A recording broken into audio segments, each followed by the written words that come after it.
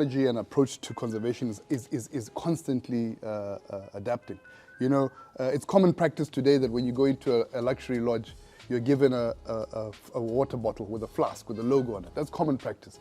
But you'd be happy to know that that practice was birthed in Botswana by wilderness, because we took the view that why should we be shipping in bottles of water in plastic only to have to return the plastic bottles back out of these sensitive areas. So we got rid of bottles, plastic bottles, and began to firstly produce our own water.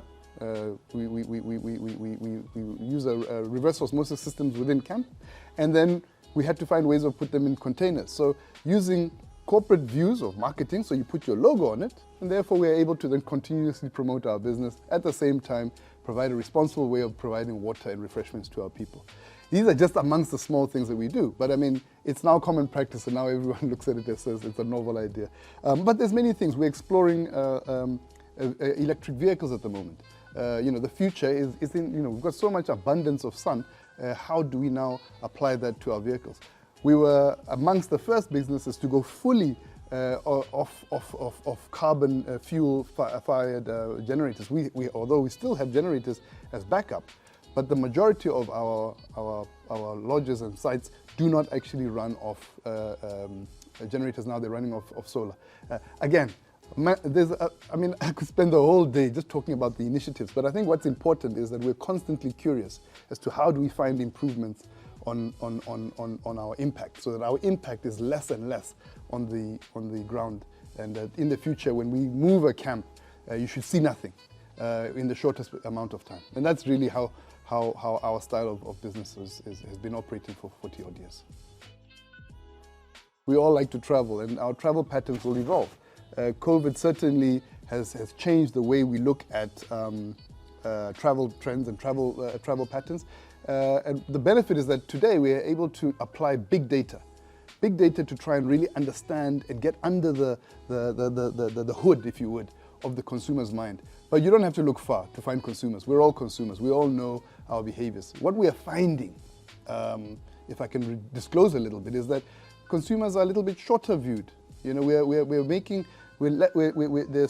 finding more and more of our consumers are booking closer to the point at which they want to travel.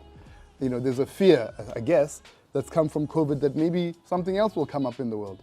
And all around the world, there's big things happening. I mean, we've seen there's some strife within the Middle East. There's issues like that constantly that the consumer, it'll affect how the consumer psyche is as to their travel patterns.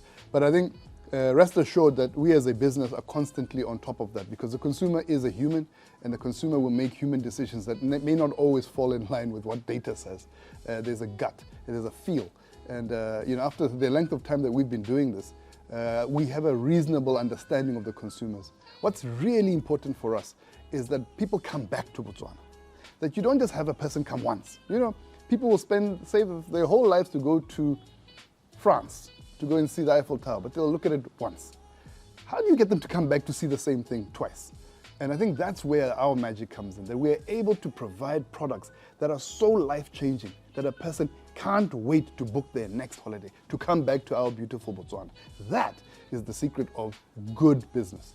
And for us, we're very proud of the multi-repeats, that even when COVID hit, they were asking when can they come back. They were the first to come back to visit us, because there's almost a loyalty, an affinity to our business, affinity to our brand, and most importantly, affinity to our people. They want to come and see how the staff that look after them, how have they done? And they know the importance of their money coming into Botswana to make sure that their livelihoods are uplifted. It's a beautiful symbiotic relationship that we have.